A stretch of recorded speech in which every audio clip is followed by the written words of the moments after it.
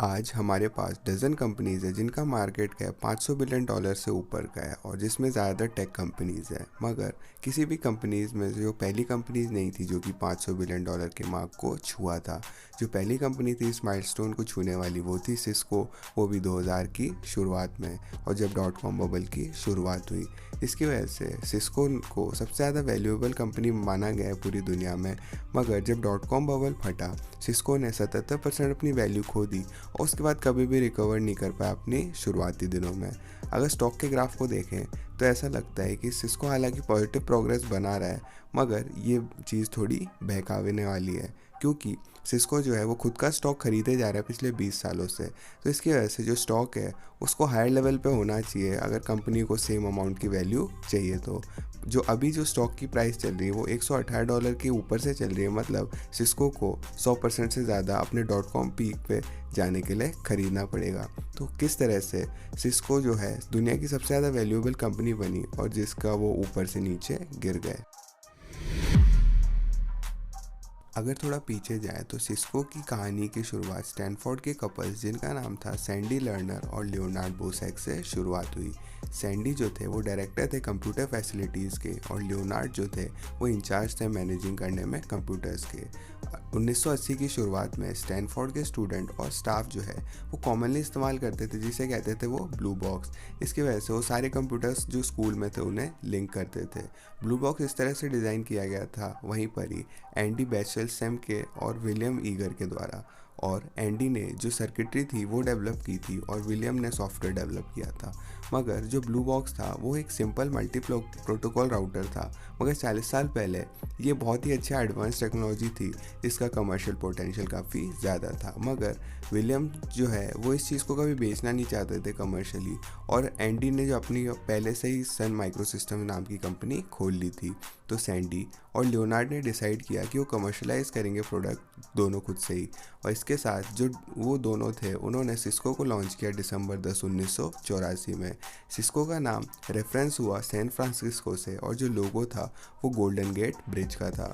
और एक जल्दी से शुरुआत करने के साथ ही जो शुरुआती दिन थे वो काफ़ी अच्छे नहीं गए, क्योंकि ना तो स्टैनफोर्ड ना विलियम दोनों में से कोई भी खुश नहीं थे कि उन दोनों ने उनकी टेक्नोलॉजी को चुराया और उसकी वजह से वो प्रॉफिट बना रहे हैं।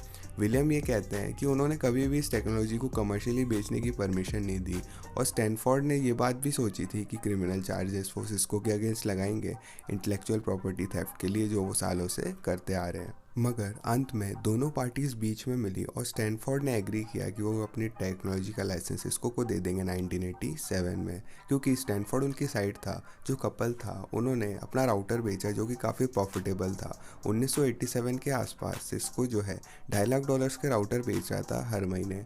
मगर जो कपल था उनका और भी बड़ा विजन था कंपनी के लिए, इसलिए उन्होंने पार्टनरशिप करी वेंचर कैपिटलिस्ट डॉन वैलेंटाइन और सिक्योटा कैपिटल के साथ। इस फंडिंग राउंड के तहत उन्होंने अपना मेजॉरिटी ऑफ द कंट्रोल है जो कंपनी से खो दिया, मगर ये तो जो शुरुआत थी उनके ख़त्म होने की। Well, quite simply, I got fired. Sooner or later, the venture capitalists always want to get rid of the founders. That's just part of Don's formula. क्योंकि डॉन वैलेंटाइन ने एक नया सीईओ ले आए जिनका नाम था जॉन मॉर्गरेज, और जिसकी वजह से वो बाकी फाउंडर्स के साथ घुल मिल नहीं पाया। और सबसे पहले तो उसने सारे मैनेजर्स को निकाल दिया जो कि उनके दोस्त थे फाउंडर्स के। और जैसे ही सिस्को पब्लिक हुई फरवरी 1990 में, उसने आगे जाकर सैंडी को ही निकाल दिया। लियोनार्ड भी रिज़ाइन देने वाले थे उसी के कुछ समय बाद, और उसके बाद वो प्रोटेस्ट में भी आ गए।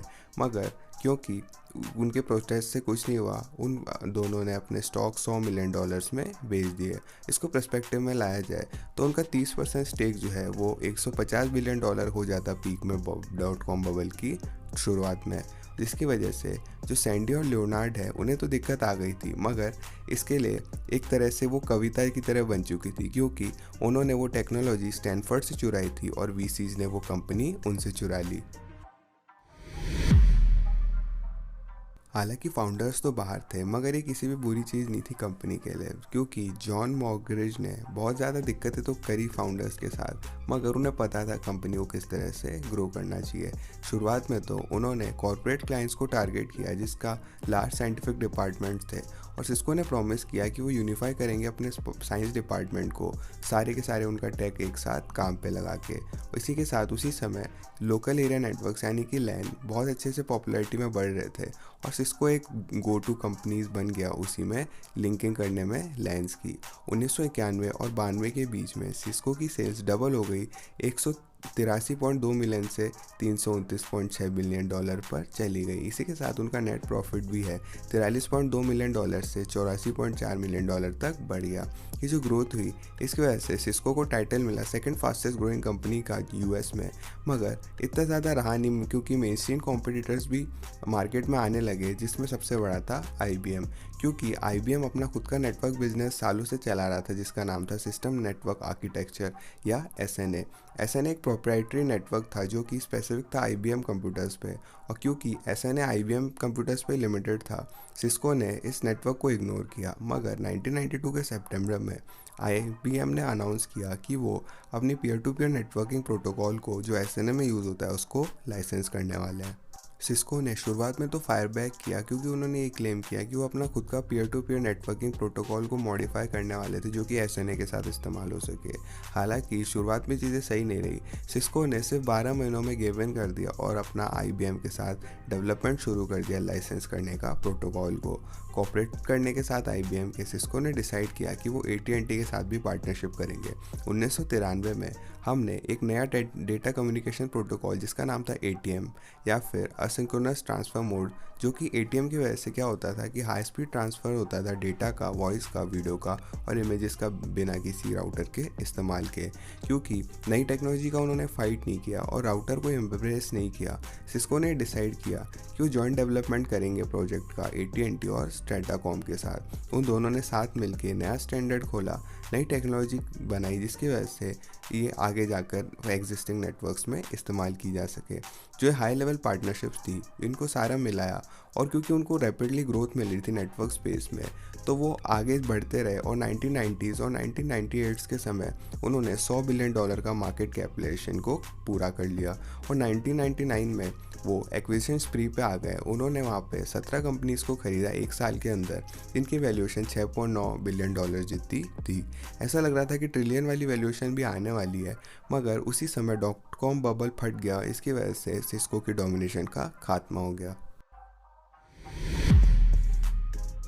हालांकि सिस्को की स्टॉक प्राइस कम हो चुकी थी, मगर जो एग्जीक्यूटिव थे वो काफ़ी ऑप्टिमिस्टिक थे फ्यूचर को लेके, क्योंकि ऐसा नहीं था कि क्रैश सिर्फ सिस्को को हुआ था। इसके वजह से सिस्को ने अपना सारा फोकस नए एवेन्यूज़ पे जो कि ग्रोथ करने वाले थे कंज्यूमर स्पेस पे लगाया।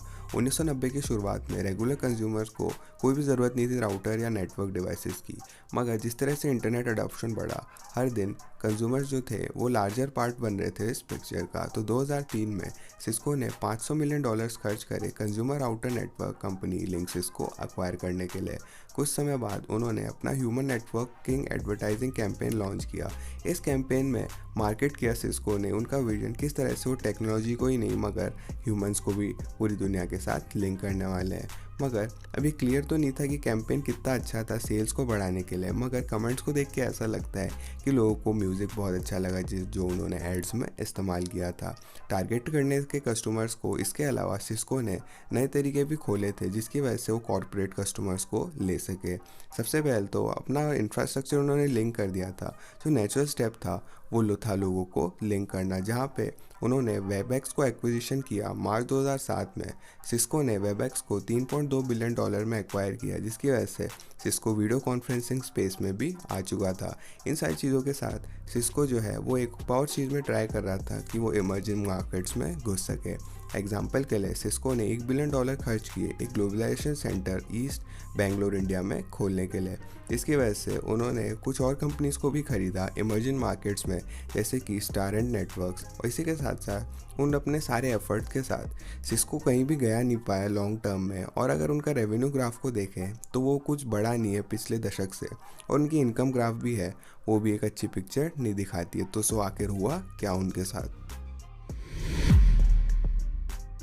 एक बहुत बड़ा फैक्टर था जो कि सिस्को को पीछे रोके हुए था, वो था कि वो बहुत पतले हो चुके थे सारी चीज़ों में, क्योंकि 2000 की शुरुआत में सिस्को ने अपने एक्सपेंशन में फोकस किया नए सेक्टर्स और इंडस्ट्रीज़ में, मगर वो कोई भी ऐसी चीज़ को अच्छे से नहीं कर पाए।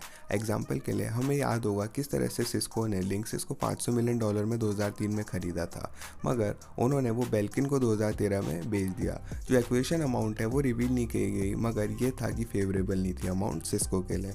इसी तरह से वेबएक्स का एक्विजिशन भी अच्छा नहीं किया, क्योंकि सिस्को के vice president of engineering Eric Yuan ने ये सजेस्ट किया था कि वो वेबएक्स को मोबाइल फ्रेंडली वीडियो सिस्टम में बदलेंगे, मगर क्योंकि एरिक जो थे शुरुआती वेबएक्स के 20 एम्प्लॉयज़ में से थे और इंडस्ट्री को अंदर से बाहर तक जानते थे, तो ऐसा अच्छा होता कि अगर उनकी बात मान लेते सिस्को वाले, मगर सिस्को ने उसके आइडिया को रिजेक्ट कर दिया और एरिक ने जो सिस्को को छोड़ दिया और जूम की फाउंडेशन करी। जिस तरह से आप देख सकते हो, ऐसा नहीं है कि सिस्को बुरी इंडस्ट्रीज़ में जा रहा था, मगर वो सही इंडस्ट्रीज़ में जा रहा था, लेकिन जो भी वो एग्जीक्यूट कर रहे थे काम किसी भी इंडस्ट्री में, तो इसकी वजह से कॉम्पिटिटर्स आराम से उनको ओवरटेक कर रहे थे। कॉम्पिटिटर्स की बात करें तो सिस्को की सबसे बड़ी दिक्कत ये थी जो था मार्केट सैचुरेशन, क्योंकि जो सबसे बड़ा कारण था सिस्को की फास्ट ग्रोथ का वो ये था कि 1980 से 90 की शुरुआत में को बहुत ही कम कंपटीशन होता था, मगर आज सर्वर, राउटर और नेटवर्किंग मार्केट्स में बहुत ज़्यादा सैचुरेशन आ चुकी है और हर टेक कंपनी जो सोच सकता है उनका खुद का सर्विस बिजनेस है, भले ही वो नेटगियर हो, डेल हो, हुआवे हो या लेनोवो। इस कंपटीशन के कारण बहुत ज़्यादा दिक्कत हो चुकी है मार्केट सिक्योर करना और साथ ही साथ दूसरों से अलग होना। मगर जो सबसे बड़ी दिक्कत सिस्को के साथ वो ये है कि उनका कोर बिजनेस जो है रेलेवेंस खो रहा है, क्योंकि जो कोर था सिस्को का वो नेटवर्किंग हार्डवेयर बेचना था कॉर्पोरेट कस्टमर्स को, मगर ज़्यादातर कॉर्पोरेट कस्टमर्स को अब सिस्को का हार्डवेयर नहीं चाहिए। सिस्को से हार्डवेयर खरीदने के बजाय उस हार्डवेयर को जिसको वो इस्तेमाल करते थे क्लाउड और सर्वर सोल्यूशन के लिए, कॉर्पोरेट कस्टमर्स है वो खुद का हार्डवेयर बना रहे हैं। कंपनी जैसे गूगल, अमेजॉन और माइक्रोसॉफ्ट किसी भी तरह से सिस्को में रिलाय होने की ज़रूरत नहीं है हार्डवेयर के लिए।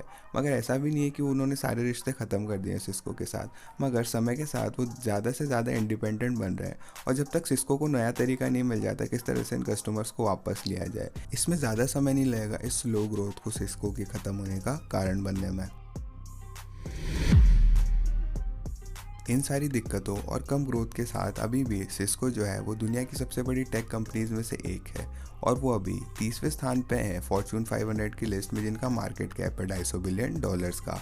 आगे देखते हुए सिस्को के नेटवर्किंग फ्यूचर तो हालांकि इतना क्लियर नहीं है, मगर जो ज़्यादातर सिस्को के इन्वेस्टर्स हैं वो ये आर्ग्यू करते हैं कि सिस्को अभी एक नेटवर्किंग कंपनी नहीं रही, क्योंकि मेजॉरिटी ऑफ सिस्को का रेवेन्यू अभी भी अगर नेटवर्किंग इंफ्रास्ट्रक्चर प्रोवाइड करने से आता है। जो उनके इन्वेस्टर्स हैं वो ये कहते हैं कि जो चीज़ ज़रूरी है वो ये है कि सिस्को इस समय अपना पैसा कहाँ इन्वेस्ट कर रहा है, और सबसे ज़्यादा पैसा जो सिस्को इन्वेस्ट कर रहा है वो है सर्विसेज में, एप्लीकेशंस में और सिक्योरिटी में। हालांकि इन्वेस्टमेंट फैलती है और आगे जाकर बड़ी होती है ये तो देखना बाकी होगा, मगर सिस्को किसी भी तरह से खतरे में नहीं है ख़त्म होने के। वो अभी भी बहुत ज़्यादा प्रॉफिटेबल है और उन डूबने के लिए बहुत सारे दशक लग जाएंगे ऐसी कंपनी को। और इसी के साथ साथ जो ये शिफ्ट है नेटवर्किंग का, अगर ये काम नहीं करता है तो इससे और भी ज़्यादा दिक्कत का सामना करना पड़ सकता है। इसकी वजह से ये देखना पड़ेगा कि क्या सिस्को जैसा पहले था वैसा हो पाता है या नहीं। मगर ये सिर्फ मैं सोचता हूँ। क्या आपको लगता है सिस्को कमबैक कर पाएगी टॉप 5 या टॉप 10 कंपनीज में पूरी दुनिया की? कमेंट करके ज़रूर बताना और इस वीडियो को लाइक भी कीजिएगा अगर आप खुश है कि आपने सिस्को का स्टॉक 2000 में नहीं खरीदा। और इसी के साथ साथ हमारे डिस्कॉर्ड कम्युनिटी को भी ज्वाइन कीजिएगा फ्यूचर वीडियो आइडियाज़ देने के लिए, और हमारे चैनल को सब्सक्राइब कीजिएगा और भी सवालों के लॉजिकली आंसर्स के लिए। मैं था चिरंजीव, मैं मिलता हूँ आपसे अगली वीडियो में।